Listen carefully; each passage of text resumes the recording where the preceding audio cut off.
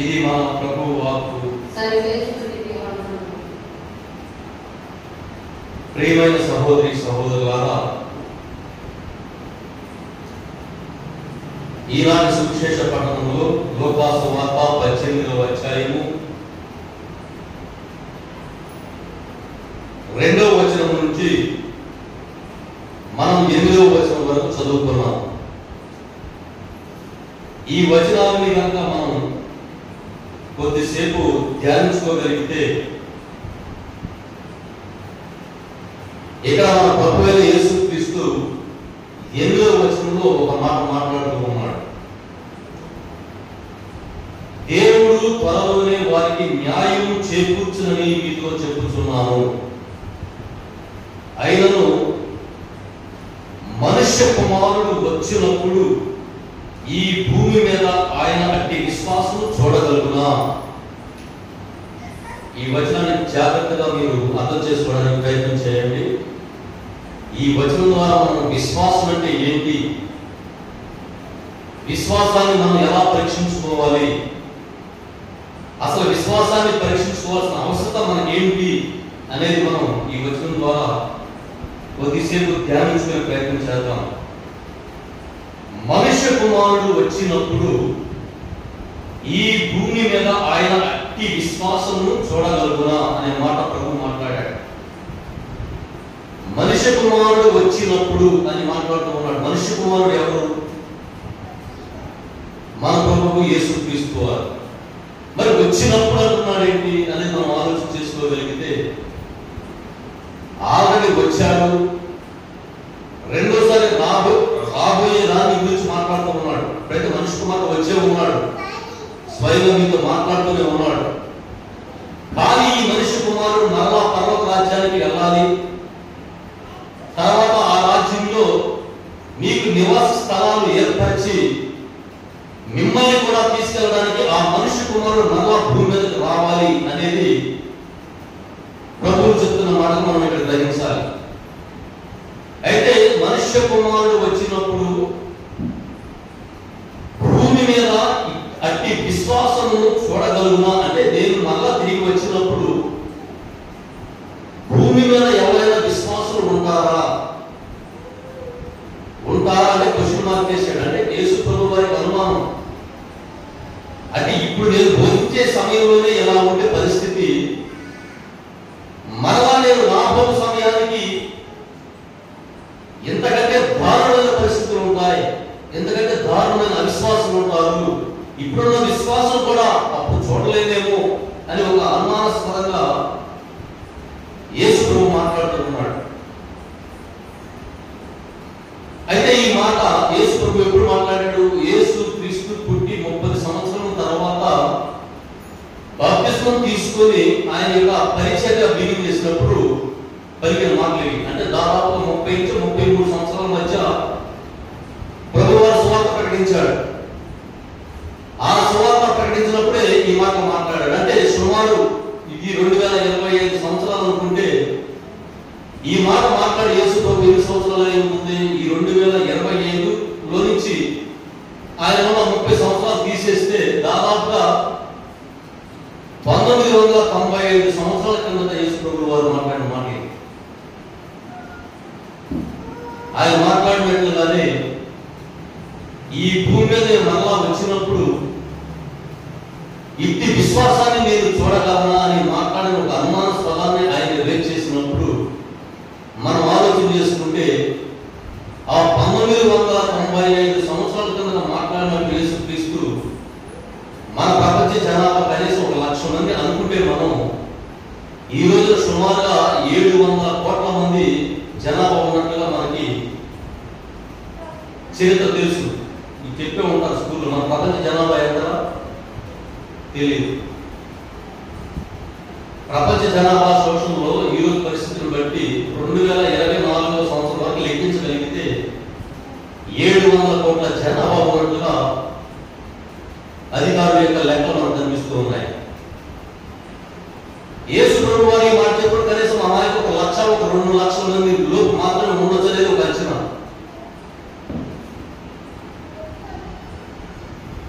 అయితే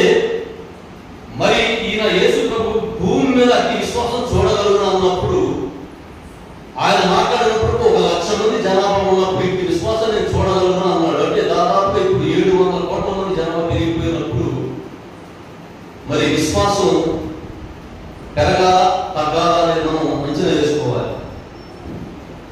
1,00,000 మంది ఉన్నప్పుడు యేసు ప్రభువు మాట్లాడాడు. అక్కడ కొంతమంది విశ్వాసం ఉన్నట్టు గుర్తించాడు, కొంతమంది విశ్వాసం లేనట్టుగా ఆయనకు అర్థమైంది. ఇక ముందు లేదు రాబో తరంలో ఇలాంటి విశ్వాసం అసలు కనపడతారని ఒక క్వశ్చన్ మార్క్ వేశాడు. క్వశ్చన్ మార్క్ వేశాడంటే కనపడదని అర్థం. యేసు ప్రభువు వారు చెప్పే రీతిగానే కూడా ఈ రోజున 2025 సంవత్సరాల కంటే దాదాపుగా మనం 1995 సంవత్సరాలు గడిచిన తర్వాత యేసుక్రీస్తు మాట మనం గుర్తు చేసుకోగలిగితే మరి అలాంటి విశ్వాసులు ఈ రోజులో ఉన్నారా అనేది మనం క్వశ్చన్ చేసుకోవాలి. ఉన్నారా యేసుక్రీస్తుది అందు విశ్వాసం కలిగి?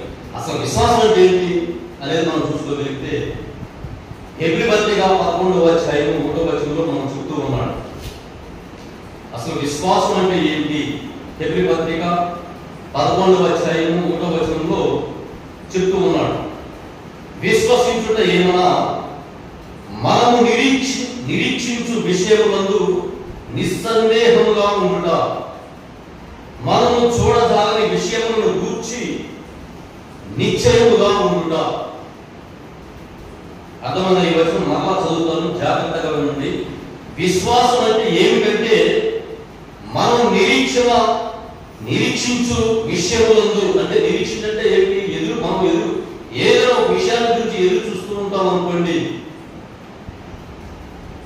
నిరీక్షణ ఎదురు చూడటం ఏదైతే ఒక విషయాల్లో, లేదా ఏదైనా ఒక ఉద్యోగం కోసమో, లేదా ఏదైనా ఒక సంపద కోసమో మనం ఎదురు చూస్తూ ఉంటే దాంట్లో నిస్సందేహంగా ఉండాలి. మనం ఎదురు చూసేటప్పుడు నిస్సందేహం అంటే సందేహం, పూర్తి కాన్ఫిడెన్స్ లో ఇది జరుగుతుంది అనేది మన మనసులో ఉంచుకోగలిగితే దాన్ని విశ్వాసం అంటాడని ఇక్కడ హెబ్రీ పత్రికలో చెప్తూ ఉన్నారు.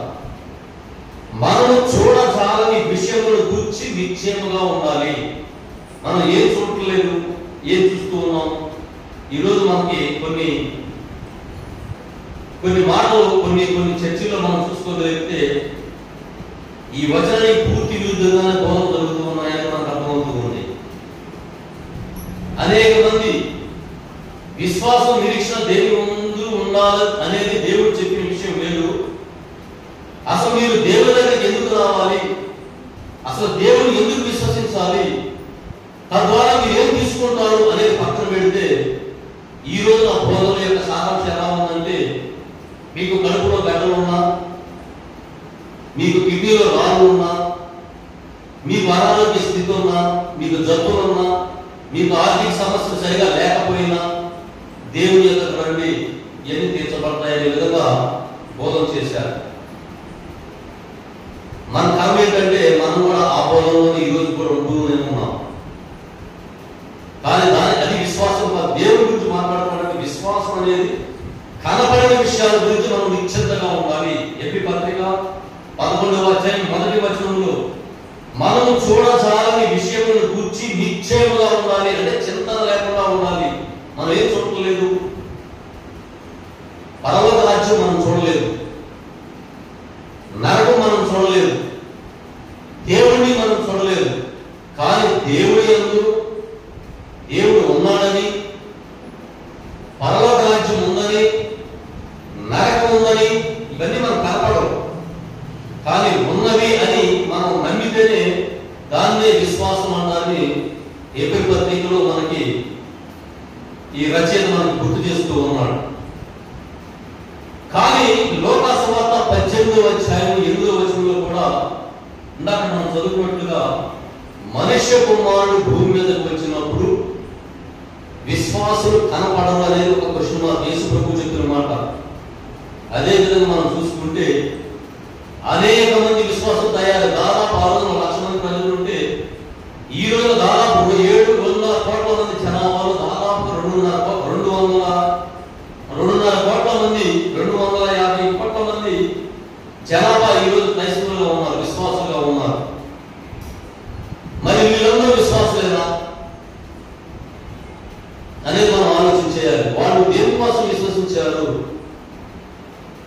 ఈరోజు క్రైస్తవులుగా ఉన్న మనం కూడా విశ్వాసంలో ఉన్నామా లేదా అనేది మనం పరీక్ష చేసుకోవాలి.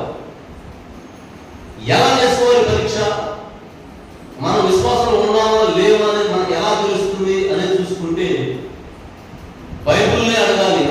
మేము విశ్వాసంలో ఉన్నామా లేవా అనేది బైబిల్ అడిగితే బైబిల్లోనే అనేక సమాధానాలు మనకు కనిపిస్తూ ఉంటాయి. కానీ మనం విశ్వాసంలో బలంగా లేకపోవడానికి ముఖ్య కారణం ఏంటంటే బైబిల్లో అసలు ఏ అంశం ఉందో మనం తెలుసుకోకపోవడమే. పురిత పౌలు గారు అంటుంటాడు, మీరు ఇంకా పాలు తాగే వాళ్ళుగానే ఉన్నారు, నేను ఇంకా భోజనం తినే వాళ్ళుగా తయారవుతాను అనుకున్నానని చెప్పి ఒక సంఘాన్ని ఉద్దేశించి మాట్లాడాడు. ఎందుకు మాట్లాడాడంటే మీరు బాప్తిస్మం తీసుకొని కొన్ని 20, 30, 40, 50 సంవత్సరాల నుంచి ఉన్నారు, వాక్యం విషయంలో మీరు ఇంకా చిన్న పిల్లల వల్లే ఉన్నారు, ఇంకా పాలు తాగుతూనే ఉన్నారు అంటే పెద్దవాళ్ళే భోజనం చేసే స్థాయికి మీరు ఇంకా రాలేదని పౌలు గారు మాట్లాడుతూ ఉన్నాడు. మరి ఈరోజు మన యొక్క జీవిత విధానం కానీ మన యొక్క ఆత్మీయత కానీ ఎలా ఉంది? దేవుడితో మన సంబంధం ఎలా ఉంది? దేవుడి యొక్క విశ్వాసం మనకి ఎలా ఉంది, ఎంత మాత్రం ఉంది అనేది మనం అర్థం చేసుకోకపోవడానికి ముఖ్యమైన కారణం ఏంటంటే దేవుడి యొక్క మాటలను మనం తెలుసుకోకపోవడమే. విశ్వాసం అనే మాట బైబిల్ అనేక సందర్భాలు, కొన్ని వందల సందర్భాల్లో విశ్వాసం విశ్వాసం విశ్వాసం అనే మాట మనకు కనిపిస్తూ ఉంటుంది. అసలు విశ్వాసం అంటే ఏంటి అనేది మనం చూసుకుంటే ఈ రోజున కనపడని విషయాలని మనం గుడ్డిగా నమ్మడమే విశ్వాసం. సపోజ్ అనేక మంది ప్రార్థనలో కడుపులో గడ్డం తగ్గిపోయింది, రోగాలు తగ్గిపోయింది, అప్పు సమస్య తీరిపోయింది, అనేక మంది సాక్ష్యాలు చెప్తూ ఉంటారు. ఇవి మనకు కనపడాయి.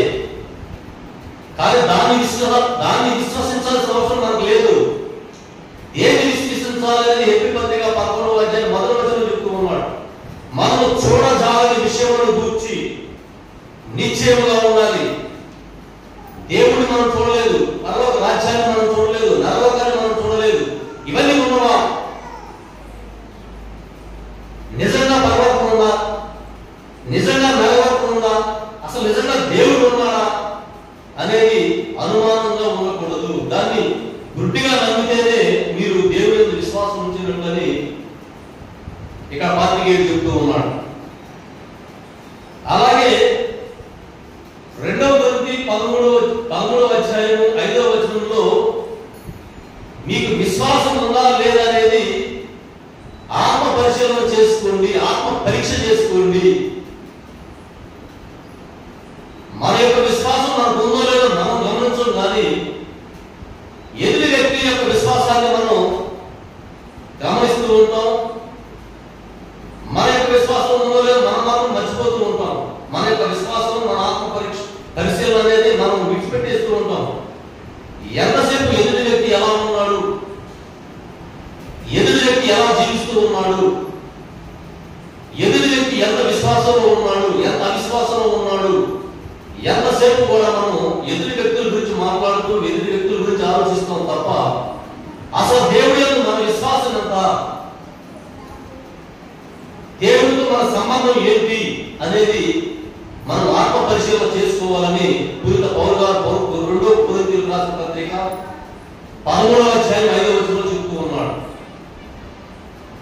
పోతే లోకా సువార్తలో మనం చూసుకుంటే ఈరోజు 17వ అధ్యాయము 5వ వచనంలో శిష్యులు ప్రభువుతో మా విశ్వాసమును పెంపొందింపుము అని కోరిరి. పరిచయ జరుగుతూ ఉంది. ప్రభువును వెంబడించిన శిష్యులు ప్రభువును అడుగుతూ ఉన్నారు. ఏమని అడుగుతున్నారంటే మనం అడిగినట్లుగా, ప్రభువా నాకు ఆరోగ్యం బాగలేదు, నాకు అప్పులు ఉన్నాయి, నాకు కడుపులో గడ్డలు ఉన్నాయి, కిడ్నీలో రాళ్ళు ఉన్నాయి, ఇవన్నీ అడుగుతుందా? ఏమడుగుతున్నారంటే లోకా సువార్త 17వ అధ్యాయం 5వ వచనంలో శిష్యులు మాట్లాడుతున్నారు. యేసుక్రీస్తుతో ఏం మాట్లాడుతున్నారు? మా విశ్వాసమును పెంపొందింపుము. ఒకే మాట అడిగేవాడు, మాకు ఏమి వద్దు ప్రభువా, మీ యందు మా యొక్క విశ్వాసాన్ని వృద్ధి చేయమని అడుగుతూ ఉన్నారు. ఈరోజు మనం నిద్రలేస్తే చేసే ప్రార్థన మనం అడిగేది దీన్ని అడగాల్సిన ప్రార్థన మనం అడగం. అనవసరమైన ప్రార్థన, అనవసరమైన పదాలు మనం ఉపయోగిస్తూ మనం అడుగుతూ ఉంటాం. కొన్నిసార్లు మనకి వాగ్దానాలు ఇస్తూ ఉంటారు, సంవత్సరం ఆఖరిలో వాగ్దానాలు ఇస్తూ ఉంటారు, మనం కూడా తీసుకుంటూ ఉంటాం. ఆ వాగ్దానాల్లో మంచి వాగ్దానాలకు దేవుడి సంవత్సరం బాగా చూస్తాడంట అని అనుకుంటాం. అదే చెడుగా వచ్చింది అనుకోండి, చెడు వాగ్దానాలు కూడా ఉంటాయి, దేవుడు ఖండించే వాగ్దానాలు కూడా ఉంటాయి. అవి వస్తే మీ యొక్క పరిస్థితి ఎలా ఉంటుంది, మీ యొక్క ఆలోచన ఎలా ఉంటుంది, మీరు కూడా తీసుకునే ఉంటారు. మంచిగా వచ్చినప్పుడు ఇదిగో మీ సంతానాన్ని వృద్ధిగా దీవిస్తానంటే అప్ప మా దేవుడు నా సంతానాన్ని దీవిస్తానని నాకు వాగ్దానం వచ్చిందని ఆనందంగా ఉంటాం. అదే మనకి వ్యతిరేకంగా ఒక వాగ్దానం వచ్చిందనుకోండి, మనం ఎలా ఉంటాం? ఏంటి ఇలాంటి వాగ్దానం వచ్చింది, ఏంటి ఇలాంటి ఇచ్చాడు దేవుడు మనకి, అసలు మన పరిస్థితి ఏంటి, ఈ సంవత్సరం అంతా ఆయన చెప్పినట్టు జరిగిపోయిందా మన కుటుంబంలో అని విశ్వాసాన్ని పక్కన పెట్టి మనం అవిశ్వాసంలోకి వెళ్ళి ఆలోచన చేస్తూ ఉంటాం. కానీ మన యొక్క జీవితాల్లో ఏది జరగాలన్నా, మంచి జరగాలన్నా చెడు జరగాలన్నా అది ప్రభు యొక్క చిత్త ప్రకారమే జరుగుతుంది, ప్రభు యొక్క ఆజ్ఞల నుంచే జరుగుతుంది. అది మనం అనుకుంటేనో అనుకోకపోతేనో జరగడానికి లేదు. పుట్టినవాడు ఏ విధంగా చస్తాడో, బ్రతికున్నప్పుడు నాకు ఏం జరగాలా ఏం జరగకూడదు అనేది కూడా దేవుడు నిర్ణయించే ఉంటాడు. దాన్ని మనం ఆలోచన చేయాల్సిన అవసరం లేదు. భారం దేవుడి మీద మోపాలి, దేవుడిని వెతకాలి, దేవుడి యొక్క రాజ్యాన్ని వెతకాలి, ఆ రాజ్యం విశ్వాసం పొందుకోవాలి.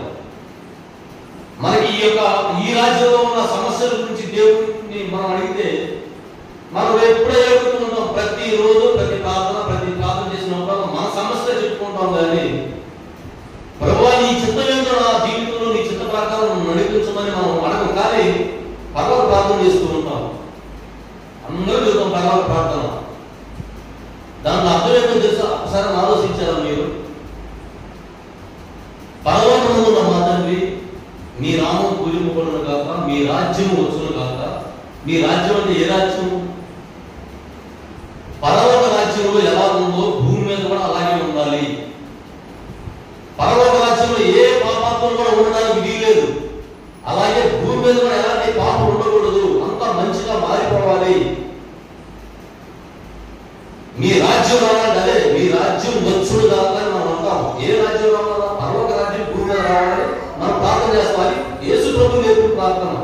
శిష్యులు అడిగారు, ప్రభువా మేము ప్రార్థన చేయడం చేత కావట్లేదు మాకు, అసలు ప్రార్థన ఎలా చేయాలన్నప్పుడు శిష్యులకి ప్రభువే నేర్పాడు, యేసు ప్రభువే నేర్పాడు. ఆయన కూడా చేశాడు ప్రార్థన. యేసు ప్రభు కూడా తండ్రికి అనేక సార్లు ప్రార్థన చేశాడు. మీ రాజ్యం వచ్చును కాక, మీ చిత్తం పరలోకమందు నెరవేరినట్లు భూలోకమందు నెరవేరాలి అని మనం ప్రార్థన చేస్తాం.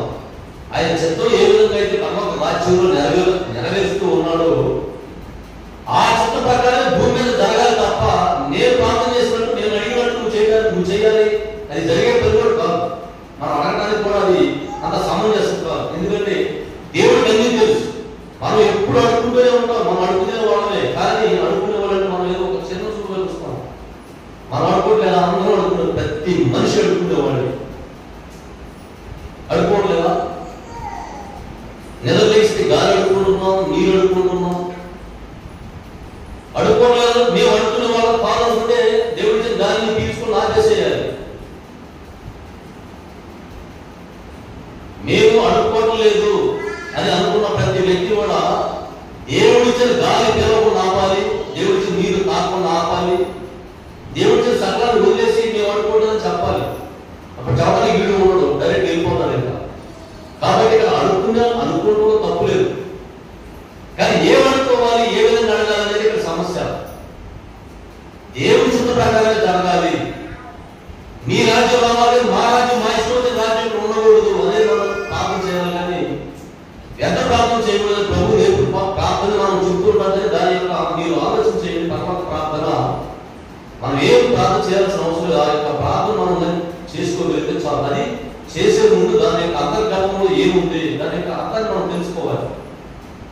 అర్థం చేసుకొని మనం పరిపూర్ణంగా ఆ పరలోక ప్రార్థనని అర్థం చేసుకొని దాని ప్రకారం ప్రభు దేవుడు ప్రార్థన మనం ప్రార్థన చేయగలిగితే చాలు. మనం ఇంకా వేరే దేవుడిని అడగాల్సిన అవసరం కూడా లేదు.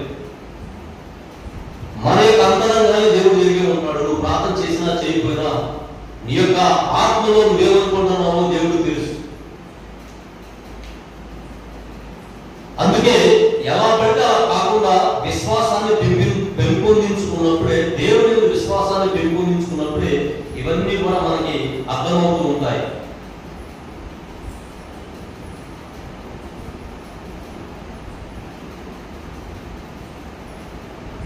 ఇక్కడ విశ్వాసం అనేది మనం చెప్పుకుంటే విశ్వాసానికి ఇంకొక పరీక్ష మనం చేసుకోలేము, కానీ మన యొక్క విశ్వాసాలను మాత్రం ఒకడు మాత్రం ఎప్పుడు పరీక్షిస్తూ ఉంటాడు. ఎవరు తెలుసా? మన అంతరంగాన్ని పరీక్షించేవాడు ఒకడు ఉన్నాడు.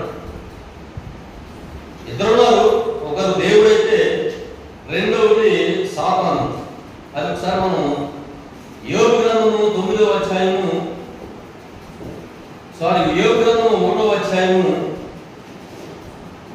8-9 వచనాల్లో మనం చూసుకోగలిగితే మన విశ్వాసం ఏంటో మన అవిశ్వాసం ఏంటో మనకంటే సాతానుగాడు పరీక్ష చేస్తూ ఉంటాడు మనల్ని. ఏ విధంగా చూద్దాం.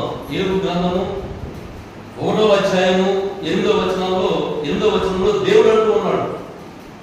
దేవుడు అతనితో, నీవు నా సేవకుడైన యోబును చూచితివా? అతడు రుజువర్ధనుడు, న్యాయవంతుడు మరియు దేవుని పట్ల భయభక్తులు కలిగి పాపములకు దూరంగా ఉన్నవాడు. అటివాడు మరొకడు భూలోకంలో లేడు. యోబుకి సర్టిఫికేట్ ఇస్తున్నాడు దేవుడు. నువ్వు అటు ఇటు భూమి మీద తిరిగి నా దగ్గరికి వచ్చావు కదా, సాతానుతో మాట్లాడుతూ ఉన్నాడు. నువ్వు అటు ఇటు తిరిగి భూమి మీద ఇప్పుడు నా దగ్గరికి వచ్చావు కదా, భూమి మీద నా సేవకుడనే యోబు అనే వాడు ఉన్నాడు. వాడు అత్యంత భయం భక్తులు గలవాడు. దేవుడు అన్నా ఏ పాపం చేయవాడని ఒక యోబుకి సర్టిఫికేట్ ఇచ్చాడు. అప్పుడు సాతాను, అయ్యా నువ్వుగా రిపోర్ట్ ఇవ్వాల్సింది, మానవ యొక్క బుద్ధి ఎలా ఉంటుందో నువ్వుగా రిపోర్ట్ ఇవ్వాల్సింది, నేను ఇస్తా రిపోర్ట్ వినని చెప్పి దేవుడికి రిపోర్ట్ ఇస్తున్నాడు. యోబు యొక్క రిపోర్ట్ ఇస్తున్నాడు సాతాను. అది 9వ వచనంలో మనకు కనిపిస్తూ ఉంది. అతని గురించి నీ ఎప్పుడైనా ఆలోచించిదివా అని అడుగుగా, అంటే దేవుడు సాతాను అడిగినప్పుడు సాతాను చెప్తున్నాడు. సాతాను దేవుడితో, యోబు పుట్టినే దేవుని యందు భయభక్తులు చూపువాడా? నీవు అతనికి, అతని కుటుంబములకు, అతని సిరి సంపదలకు చుట్టూను కంచేసి కాపాడుతున్నావు. అర్థమవుతుందా ఈ వాక్యం? అయ్యా నువ్వు యోబుకి ఏదో ఒక సర్టిఫికేట్ ఇస్తున్నావు కదా, దేవుని యందు భయం భక్తులు కలిగిన వాడు, పాపం చేయని వాడు, ఎలాంటి కీడు చేయని వాడు నువ్వు సర్టిఫికేట్ ఇస్తున్నావు కదా, అసలు యోబు చరిత్రలో నేను చెప్తాను, యోబు రిపోర్ట్ నా చేతిలో ఉంది చూడని చెప్పి దేవుడికి సవాల్ విసురుతున్నాడు సాతాను. యోబు ఊరకనే నీకు నీ యందు భయం భక్తి చూపించడం లేదు, ఊరకనే నిన్ను ప్రేమించడం లేదు ఆయన.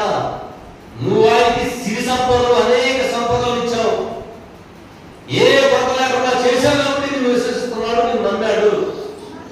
ఒక్కసారి నువ్వు ఇచ్చినది తీసే చూడు, ఆయన బ్రతికేదో బయట పెడితేని సాతాను సవాల్ ఇచ్చినాడు దేవుడు. తర్వాత ఏం జరిగిందనేది యోబు గ్రంథంలో మనం చూసుకోగలిగితే, యోబు పడిపోయిన మళ్ళా లేచాడు. తన భార్య కూడా వదిలిపెట్టి వెళ్ళిపోయే పరిస్థితి, పిల్లలందరూ చనిపోవడం, ఆస్తులతో తగ్గబడిపోవడం, ఆఖరికి రోగిష్ఠంగా ఆయన పట్ల బాధలు, ఆయన పట్ల వ్యధలు మామూలు వ్యధలు కాదు. అన్ని సమస్యలు వచ్చినా సరే యోబు ఎక్కడా కూడా ఆయన యొక్క విశ్వాసాన్ని తొలగిపోకుండా కాపాడుకున్నప్పుడు ఆయనకి ఏదైతే కోల్పోయాడో దాన్ని దేవుడు 200గా ఇచ్చినట్టుగా మనకి యోబు గ్రంథంలో ఉంటుంది. అంటే సాతాను అనేవాడు మన మీద ఎప్పుడు ప్రభావం చూపుతూనే ఉంటాడు. అలాంటప్పుడే మనం దేవుని యందు భక్తులు కలిగి విశ్వాసంలో నిలబడాలి తప్ప ఆ విశ్వాసాన్ని కోల్పోయి సాతాను యొక్క రూట్లో మనం వెళ్ళగలిగితే ఎప్పటికీ మనం దేవుని యందు విశ్వాసం చూపలేము, దేవునికి పిల్లలుగా ఉండలేము అనేది యోబు గ్రంథం ద్వారా మనం అర్థం చేసుకోవచ్చు. కాబట్టి యోబు గ్రంథంలో చెప్పినట్లుగా మనకి ఏ సమస్య వచ్చినా, ఏ సమస్య రావాలన్నా, ఏ సమస్య రాకపోవాలన్నా అవన్నీ దేవుడు ముందుగానే మనకి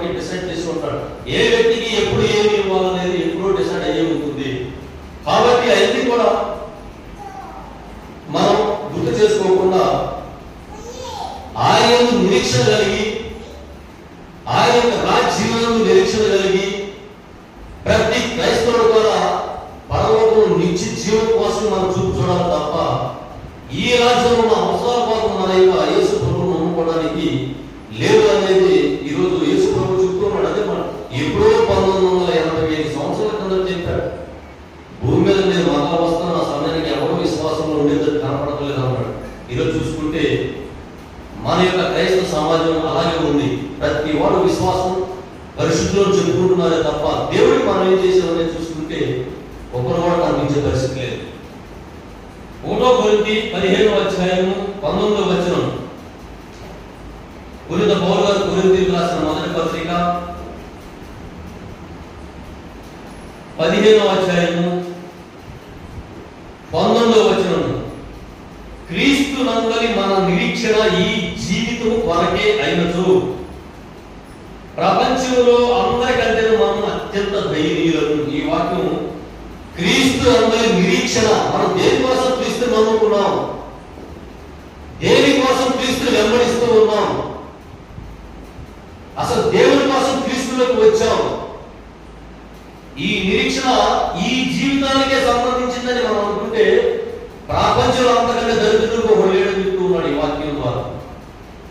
మొదటి కొరింథీయుల పత్రిక పునీత పౌలు గారు కొరింథీయులకు రాసిన మొదటి పత్రిక 15:19 క్రీస్తు నందలి మన నిరీక్షణ, మన ఎదురు చూపు దేవుడి మనం ఎందుకోసం ఎదురు చూస్తున్నాము అది ఈ జీవితం కొరకైతే ప్రపంచంలో అందరికంటే కూడా మనం అత్యంత దయనీయులు ఎందుకంటే దేవునికి పనికిరాని వాళ్ళు దృష్టిలో వస్తాం. మీరు క్రీస్తు నిరీక్షణ ఆ రాజ్యం కోసం చూడాలి. కానీ ఈ రాజ్యం కోసం క్రీస్తు కావాలనుకుంటే మీరంతా మీ యొక్క ధైర్యం ప్రపంచంలోనే ఎవరు అని చెప్పి మాట్లాడుతున్న మాటలు ఇవన్నీ కొరింథీ సంఘానికి పౌలు గారు హెచ్చరిస్తూ ఉన్నాడు. ఆరోగ్యం బహుశా విశ్వాసం లేక ఏదో నామకార్థం మళ్ళా వస్తూ ఉంటే ఇవన్నీ చెప్పుకోవచ్చు. అంటే దీని సారాంశం ఏంటంటే క్రీస్తుని నమ్ముకునే దేవుడి దగ్గర మనం ఎందుకు రావాలంటే మనం ఆ రాజ్యం కోసం వెళ్ళాలి. ఆ రాజ్యంలో పునాదులు ఉన్నాయి మనకి. కానీ ఈ రాజ్యంలో సమాజం మనకు ఉంది, పునాదులే ఉండవు. 60 ఏళ్ళైనా 70 ఏళ్ళైనా సమాజం మనకు ఉండి అక్కడ మనకి పునాదులు ఉంటాయా? మాది బతుకున్నాక పునాదు వేస్తూ ఉంటాం, తర్వాత మనకు సమాజం ఉంది. కాబట్టి ఇక్కడ సమాజం కోసం కాకుండా పరలోక రాజ్యంలో పునాది కోసం మనం క్రీస్తుని వెంబడించాలి అనేది పౌలు గారు చెప్పదలుచుకున్నమాట. హెబ్రీ పత్రిక 11:10 మనం 2 మాటలు చూసుకొని ముగించుకునే ప్రయత్నం చేద్దాం. హెబ్రీ పత్రిక 11:10 విశ్వాసం వల్లనే దేవుడు తనకు వాగ్దానం ఇచ్చిన దేశమున తానొక విశ్వసనీయుడై విదేశీయుడు వలె నివసించెను. ఎవరు విశ్వాసం వల్ల దేవుడు తనకి వాగ్దానం ఇచ్చిన దేశంలో తానొక విదేశీయుడు వలె జీవించాడు. ఎవరు? అబ్రహాం. విశ్వాసం మూలతండ్రి అబ్రహాం అని కనిపిస్తూ ఉంటాడు. అబ్రహాంకి ఏదైతే వాగ్దానం దేవుడు ఇచ్చాడో, కనాను భూమిని వాగ్దానం ఇస్తానని చెప్పి దేవుడు ఇచ్చాడు ఆ యొక్క సంతానానికి. కానీ దేవుడు వాగ్దానం చేసిన ఆ భూమి మీద ఆయన ఎదురు చూడాల, ఉంటాపోతం అనేది ఎదురు చూడాల. అబ్రహాం ఆ రాజ్యం కోసం ఎదురు చూశాడు. అంటే భూమి మీద ఉన్న ఆ దేవుడు ఇచ్చిన రాజ్యం కోసం ఆయన ఎప్పుడు ఆశ పెట్టుకోలేదు, ఎప్పుడు ఎదురు చూడలేదు. గొడవలోనే ఉన్నాడు ఆయన. మనం ఎదురు శాశ్వతంగా ఉన్నాం అనేది ఆలోచించేది అబ్రహాం. ఎప్పుడు కూడా ఆయన చనిపోయేంత వరకు కూడా గొడవలోనే ఉన్నట్టు మనకి అనేక లేఖనాలు కనిపిస్తూ ఉంటాయి. పర్మనెంట్ మళ్ళా బిడ్డలు లేకుండా ఉన్నాయి. ఇదిగో నీ సంతానాన్ని అలానికి వాగ్దానం ముందుస్తా, ఇసుక వేరు విస్తరింపజేస్తా. ఇక్కడ మనం కూడా ఆలోచించాలి. అబ్రహాము విశ్వాసులకు మూల తండ్రి అని దేవుడే మాట్లాడాడు. ఎందుకు మాట్లాడాడంటే అబ్రహాము ఇదిగో నీకు వాగ్దానం ఇస్తున్నాను, నీకు ఒక సంతానాన్ని ఇస్తాను, ఆ సంతానం ద్వారా నీ యొక్క సంతానాన్ని నేను వృద్ధి చేస్తాను అన్నప్పుడు ఇస్సాకుని దయచేశాడు. ఇస్సాకునిచ్చి అదే దేవుడు ఇచ్చిన దేవుడే మళ్ళా నాకు బలిగా అర్పించమన్నప్పుడు అబ్రహాం విశ్వాసం ఏంటనేది బయటపడింది మనం చూసుకున్నాం. ఇచ్చాడు. నా సంతానం ద్వారా ఇసుక రేణువులో విస్తరణ చేస్తానన్నాడు దేవుడు. అది గుర్తుపెట్టుకున్నాడు దేవుడు. మరి అదే దేవుడు ఏదో లేక పుట్టిన వాడిని బలిగా అర్పించమంటున్నాడు. మరి వీళ్ళు బలిగా అర్పిస్తే నా సంతానం ఎలా వృద్ధి జరిగింది అనేది దేవుడు అబ్రహాము ఆలోచించలేదు. దేవుడు మాట ఇచ్చాడు. ఆ మాట పెట్టుకున్నాడు. నా సంతానాన్ని ఏ విధంగా వృద్ధి చేస్తానో దేవుడు మాట ఇచ్చాడు. ఆ మాట ఇచ్చిన దేవుడే ఇప్పుడు నా కొడుకుని బలిగా అర్పించమంటున్నాడు. కాబట్టి నేను బలిగా అర్పిస్తా. అర్పించినా కూడా చనిపోయిన నా యొక్క కుమారుడిని, నా సంతానాన్ని, నా కుమారుడిని దేవుడు మళ్ళా తిరిగి లేకున్నాడు అని విశ్వాసం చూపాడు అబ్రహాము. అప్పటికి ఎవరు క్రీస్తు వచ్చింది లేదు, చనిపోయింది లేదు, తిరిగి లేచింది లేదు. ఎవరు చనిపోయి తిరిగి లేకపోతే లేపుతాడనే విశ్వాసం ఆ రోజులోనే అబ్రహాము చూపించాడు. కానీ ఈ రోజు క్రీస్తు వచ్చాడు, చనిపోయాడు, తిరిగి లేచాడు. అయినా కూడా మనం ఆ క్రీస్తు విశ్వాసం చూపలేకపోతూ ఉన్నాం. అదే అబ్రహాముకి మనకు ఉన్న తేడా. ఆయన కన్నులా చూడకముందే విశ్వాసం ఏంటో విశ్వాసం దేవుడు అంటే ఏదో ఆయన గ్రహించాడు. కాబట్టి దేవుడి మీద విశ్వాసాన్ని కోల్పోవాలి. కానీ మనం క్రీస్తు చనిపోయాడు, తిరిగి లేచాడని మనం తెలిసినా కూడా ఆ క్రీస్తు మనం వెంబడించలేకపోతూ ఉన్నాం, విశ్వసించలేకపోతూ ఉన్నాం. అందుకే మనం అవిశ్వాసంలో మిగిలిపోతూ ఉన్నాం. క్రీస్తు ప్రభు చెప్పింది కూడా లోకాసు వార్త మనం చదువుకున్న 18వ అధ్యాయం 2వ వచనం నుంచి 8వ వచనం మనం చదువుకున్నప్పుడు 8వ వచనం క్రీస్తు చెప్పింది అదే. ఎప్పుడో 1985 సంవత్సరాల క్రితం చెప్పాడు. మనిషి కుమారుడు వచ్చినప్పుడు ఈ భూమి మీద విశ్వాసం కనపడుతుందా అని ఒక క్వశ్చన్ మార్క్ చేశాడు. కనపడుతుందంటే కనపడలేదని చెప్పాలి. ఇప్పుడు మనం ఎవరు విశ్వాసం అబ్రహాములా ఎవరు ఉండగలరా? ఈ రోజున అబ్రహాము చూపించిన విశ్వాసం ఎవరైతే చూపించగలరా? అదే కుమారుడు మనకి ఇచ్చి బలి వేయమంటే మనం ఇస్తావా? అదే ప్రభు లేక ఇచ్చావు మగాడుతున్నాం, ఇది ఎక్కడ కుదిరిద్ది అని అనుకుంటాం మనం అయితే. కానీ అబ్రహాము మనిషి కుమారుడు చనిపోకముందే తిరిగి లేచింది చూడలేదు. ఆయన చూడకముందే విశ్వసించాడు దేవుడిని. కానీ మనం చనిపోయిన మనిషి కుమారుడు లేచాడు, దాన్ని చూసి కూడా మనం విశ్వసించలేకపోతూ ఉన్నాం. అందుకే మనం విశ్వాస రహితులుగా మిగిలిపోతూ ఉన్నాం. దీన్ని ఉద్దేశించి క్రీస్తు ప్రభు మాట్లాడవచ్చు ఆ రోజున మాట. ఇదివరగా ఏమి చూడకముందే మీ పిల్లలైన అబ్రహాము విశ్వసించాడు. మీకు విశ్వాసం సన్నగిలిపోతుంది, రాకుండా కనపడలేమో. మనిషి కుమారుడు రాబో సమయానికి ఖచ్చితంగా ఇప్పుడు వచ్చిన రేపు ఈ క్షణం దేవుడు మన మనిషి కుమారుడు భూమి మీదకి వచ్చిన నాకు తెలిసి అబ్రహాం అంటే విశ్వాసం ఏమో కనపడలేదు నేను అనుకుంటున్నాను. నాకు తెలిసి అయితే అనుకుంటున్నాను. అందుకే యేసు చెప్పాడు. తెలుసు ఆయనకి దేవుడు కుమారుడు కాబట్టి అది తెలుసు. కాబట్టి ఎప్పుడో 1985 సంవత్సరాల క్రితం చెప్పాడు ఇలా జరుగుతుంది, ఇలా క్రైస్తవులు పెరుగుతారు అంతే, దేవుడు నమ్మకాలు అంతే, విశ్వాసం మాత్రం ఉండదు అనేది యేసుక్రీస్తు ఆ రోజే గ్రహించాడు. కాబట్టి లోకాసు వార్త 18వ అధ్యాయం 8వ వచనంలో చెప్పాడు. ఈరోజు బోధ కూడా అలాగే ఉన్నాయి. అనేక మంది బోధలు, అనేక సంఘాల్లో బోధ కూడా అలాగే ఉన్నాయి.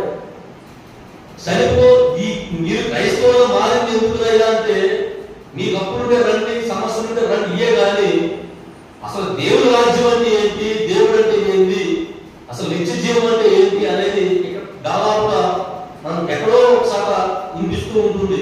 దాదాపు 99% ఈ బోధ మనకు కనపడదు. చెప్పినా కూడా మీకు నూనెలు కూడా ఉండొచ్చు. ఆ చనిపోయిన మనం ఏడాగిస్తాంలే మీకున్న నమ్మకం. క్రైస్తవులో మనకు నమ్మకం ఉందా? చనిపోయిన వాళ్ళు లేస్తాం, నీకు నమ్మకం ఉందా? నమ్మకం లేదు. మరి మన కళ్ళ ముందే యేసు ప్రభు లాజరు లేపాడు. యేసు ప్రభు ఎప్పుడైతే శిలువ మీద మరణించాడో సమాజంలో ఉన్నవాడు కొంతమంది లేచారని మనకు వాక్యాలు ఉన్నాయి. సమాజంలో పునరుత్థానమయ్యి ఆ ఊళ్ళో తిరిగి మనకు లేఖనాలు ఉన్నాయి. యేసు ప్రభు మరణించిన గడిలోనే సమాజం తెరవబడ్డాయని మనకు వాక్యాలు ఉన్నాయి. మనం మొన్నదాకా శిలువ మనం ధ్యానించాం, దాంట్లో కూడా ఉంటుంది అది. సమాజం క్రీస్తు మరణంతో సమాజం తెరవబడ్డాయి. అనేకులు లేచి వారి యొక్క గ్రామాల్లో తిరిగినట్టు లేఖనాలు ఉన్నాయి. లాజరు లేపాడు, లేఖను చూసాం. ప్రభు లేచాడు, చూసాం. అయినా కూడా మనం లేస్తామా లేమంటే యా సత్యం లేకపోతాంలే అనే ఒక అవిశ్వాసం మనం ఉంటూ ఉన్నాం. ఇక ముందు అడిగాను 5-6 ఏళ్ళ కదా చచ్చిపోయి ఎలా లేకపోతామని చెప్తున్నాను. మరి ఎందుకు వచ్చిందో చర్చ నాకు అర్థం కాదు, ప్రభుని ఎందుకు నమ్ముకుందో నాకు అర్థం కాదు. ప్రతి క్రైస్తవులు ఈ విశ్వసించాల్సింది ఒకటే, ఈ యొక్క రాజ్యంలో మనకి ఏది అవసరమా ఏది అనవసరమా అనేది మనం ఆలోచించాల్సిన అవసరమే లేదు. పుట్టించిన దేవుడు మనకి ఎప్పుడు ఏమిటి ఎలా ఇవ్వాలో అలా ఇస్తూనే ఉంటాడు. కానీ మనం చేయాల్సింది ఒకటే, మీ రాజ్యం వచ్చును గాక, మీ చిత్తము పరలోకం ముందు నెరవేరినట్లు భూలోకం ముందు నెరవేరును గాక అని మనం ప్రార్థన చేస్తున్నప్పుడు దానికి మనం అనుకున్న నడవడిక ఉండాలా లేదా అనేది మనం ఆలోచించుకోవాలి. మీ రాజ్యం రావాలంటే ఏంటి? ఎలాంటి పాపాత్ముడు భూమి మీద ఉండకూడదు. నువ్వు ప్రార్థన చేస్తున్నావు, మరి మనం ప్రార్థన చేస్తే మనమే పాపం చేస్తున్నావు. ప్రార్థన చేస్తే ఆ ప్రార్థన విలువ లేకుండా పోతుంది. కాబట్టి మనం పరలోక ప్రార్థనని బాగా క్షుణ్ణంగా ఆలోచించేది నేర్చుకొని ఒక పదాలా చెప్పకపోవాలి, దానిలో అంతరార్థాన్ని గ్రహించండి. పరలోక రాజ్యంలో ఏ విధంగా అయితే ఉంటుందో భూలోక రాజ్యం కూడా అలాగే ఉండాలి. నీ చిత్తం ఏదైతే అదే జరగాలని మనం ప్రార్థన చేస్తున్నాం. కానీ ఇక్కడికి వచ్చి నీ చిత్తం కాదు ప్రభావం, మా ఇష్ట ప్రకారం మాకు ఇది కావాలి అది కావాలి మనం కోరికలు కోరుతూ ఉంటాం. ఆ ప్రార్థన దేవుడు ఏ విధంగా కూడా కలగదు. మన యొక్క ప్రార్థన దేవుడికి ఆమోదయోగ్యంగా ఉండాలి తప్ప మన అవసరాల కోసం ప్రార్థన చేసినట్టుగా ఉండకూడదు. పరలోక ప్రార్థన అదే యేసు ప్రభువు నేర్పాడు. పరలోకమందున మా తండ్రి, మీ నామం పూజింపబడాలి, మీరు గౌరవించబడాలి, మీరు హెచ్చించబడాలి, మీరు తగ్గించబడాలి. దాని అర్థం అదే. మీ రాజ్యం రావాలి, పరలోక రాజ్యం. పరలోకంలో ఎలా ఉంది, భూలోకంలో కూడా ఎలాంటి పాపం లేకుండా అంతా ప్రతి మానవుడు కూడా ఏ పాపంలో పడకుండా మారిపోవాలి. ఆ యొక్క రాజ్యం ఈ భూమి మీద కనపడాలి అని దేవుడు మనం ప్రార్థిస్తున్నాం. పరలోక ప్రార్థనలో మీ చిత్తం ఏ విధంగా పరలోకంలో జరుగుతుందో భూమి మీద కూడా మీ చిత్త ప్రకారం జరగాలి. మరి భూమి మీద కూడా మీ చిత్తమే జరగాలి అని మనం ప్రార్థన చేసి, లేదు ప్రభావ మా చిత్త ప్రకారం మా ఇష్ట ప్రకారం మాకు అది కావాలి మాకు ఇది కావాలని మనం అడగడం అది ఎంతవరకు సంబంధించినది మనం ఒకసారి అర్థం చేసుకోవాలి. కాబట్టి ప్రతి క్రైస్తవుని యొక్క గురి కూడా విశ్వాసం మీద ఆధారపడి ఉంటుంది. ముందు ఆ విశ్వాసం అంటే ఏంటి? కనపడేది అగోచరమైన వస్తువుల్ని, అగోచరమైన విషయాల గురించి మనం గుట్టిగా నమ్మాలి. దేవుడు కనపడడు, నమ్మాలి. పరలోకం మనకు కనపడదు, నమ్మాలి. నరలోకం కనపడదు, నమ్మాలి. సాతాను కనపడదు, నమ్మాలి. ఒక్కొక్కరు దేవుడు లేదు, దెయ్యం లేదు ఉన్నారు. నమ్మని వాళ్ళు కూడా ఉన్నారు. దేవుడు నమ్మని ఉన్నారు, దయ్యాలు కూడా నమ్మని ఉన్నారు. దేవుడు ఎవరున్నాడు, దయ్యాలు ఉన్నాయి అనేవాళ్ళు కూడా ఉన్నారు. కానీ అవన్నీ క్రైస్తవుల మన యొక్క ఆలోచనలో కూడా అలాంటి విషయాలు మనకు రాకూడదు. దేవుడు ఉన్నాడు, దయ్యం ఉంది, పరలోకం ఉంది, నరకం ఉంది అనేది మనం క్రైస్తవుడిగా విశ్వసించాలి. ఈ యొక్క రాజ్యం మన అవసరాల కోసం కాకుండా ఆ యొక్క రాజ్యం కోసం మనం పాటుపడాలి. ఆ యొక్క రాజ్యాన్ని మనం తీసుకోవాలంటే ప్రభు చిత్త ప్రకారం మనం నడవాలి. దానికోసం ప్రతి క్రైస్తవుడు ఆరాటపడాలి, కష్టపడాలి, జీవించాలి తప్ప మన యొక్క అవసరతలు ఇవ్వాలనుకుంటే ఇస్తాడు, లేకపోతే లేదు. ప్రార్థన చేయని వాళ్ళు కూడా అన్ని జరుగుతూనే ఉన్నాయి. ప్రార్థిస్తే ఇస్తాడు దేవుడు అనుకుంటే లేదు. మనం ప్రార్థన చేస్తున్నాం, ప్రార్థన చేయడం అనేక మంది ఉన్నారు. మనలా వాళ్ళు బ్రతకట్లేదంటే బ్రతుకుతున్నారు. మరి ఎలా? ప్రతి మానవుడికి కూడా దేవుడు పుట్టినప్పుడే డిసైడ్ చేస్తాడు వాడి యొక్క జీవితాన్ని, వాడి యొక్క అంతరంగాన్ని దేవుడు డిసైడ్ చేస్తాడు. కాబట్టి మనం ఈ భూమి మీద ఉన్న ఈ భూలోక రాజ్యం గురించి కాకుండా పరలోక రాజ్యం గురించి, పరలోక రాజ్యంలో స్థానం గురించి మనం ఆలోచించాలి. నివాస స్థలాలు చెప్పాడు ప్రభు, నేను వెళ్తున్నాను, నీకు నివాస స్థలాలు ఏర్పరచమన్నా నేను మీ దగ్గరికి వస్తాను ప్రభు చెప్పాడు.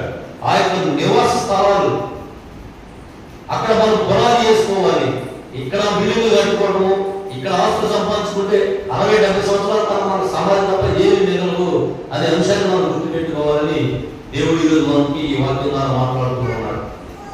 ఇప్పటికైనా గ్రహించి మనం పరలోక రాజ్యం రావాలని ప్రార్థన చేసే మనం, దేవుని చిత్తం జరగాలని ప్రార్థన చేసే మనం, ఆ పరలోక రాజ్యం ఎలా రావాలంటే మనం ఏం చేయాలి, మనం ఏ విధంగా బ్రతకాలి, దేవుని మనం ఏ విధంగా నడవాలి, దేవుని చిత్తానుసారం మనం ఏం చేయాలి అనేది ఒకసారి మనం రివ్యూ చేసుకుంటే దేవుడికి మనం దగ్గరగా ఉన్నామా దూరంగా ఉన్నామా అనేది మన అంతరాత్మే మనం చెబుతూ ఉంటుంది. కాబట్టి యొక్క మాటల ద్వారా దేవుడు మనల్ని జీవించాలని ప్రార్థించుకుందాం.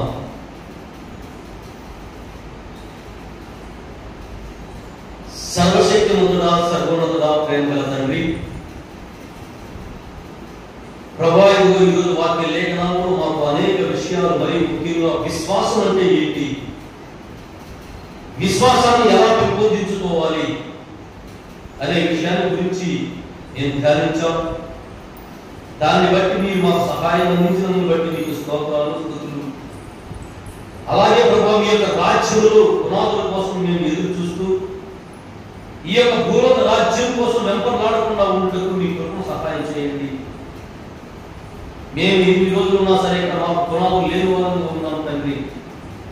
మీ యొక్క రాజ్యంలో పునాదుల కోసం మేము ఎదురు చూసే వారంగా, మీ యొక్క రాజ్యంలో వారసత్వాన్ని మేము తీసుకునే వారంగా, మీ యొక్క బిడ్డలుగా ఉండే భాగ్యాన్ని మాకు ప్రసాదించమని యేసయ్య నామములో అడిగి వేడుకొని ప్రార్థిస్తున్నాం తండ్రి. ఆమేన్. పరలోకమందున్న మా తండ్రి, నీ నామం పూజింపబడును గాక, మీ రాజ్యము వచ్చును గాక, నీ చిత్తము పరలోకమందు నెరవేరినట్టు భూలోకమందు నెరవేరును గాక. నానాటికి కావలసిన మా అన్నము మాకు నేర్పివ్వండి. మా యొక్క అప్పుడైన వాటిని మేము మన్నించినట్టు మా అప్పులను మీరు మన్నించండి. మమ్ము శోధన ఎందుకు ప్రవేశించక ఈడులో నుండి మమ్మల్ని రక్షించండి. దేవవర ప్రసాదం చేత నిండిన మా అందరము ఏలువారు మీతో ఉన్నారు. స్త్రీలలో ఆశీర్వదింపబడిన వారు మీరే, మీ గర్భఫలమునకు చేసి ఆశీర్వదింపబడిన వారు సర్వేశ్వరుని యొక్క మాత పాపాత్ములైన మాటలకు ఇప్పుడు మా మరణ సమయమందును ప్రార్థించండి. ఆమేన్. పితా పుత్ర పవిత్రాత్మకు మహిమ కలుగును గాక, ఇప్పుడు మరెప్పుడు సదాకాలము నీకే స్తుతి స్తోత్రము కలుగును గాక. ఆమేన్.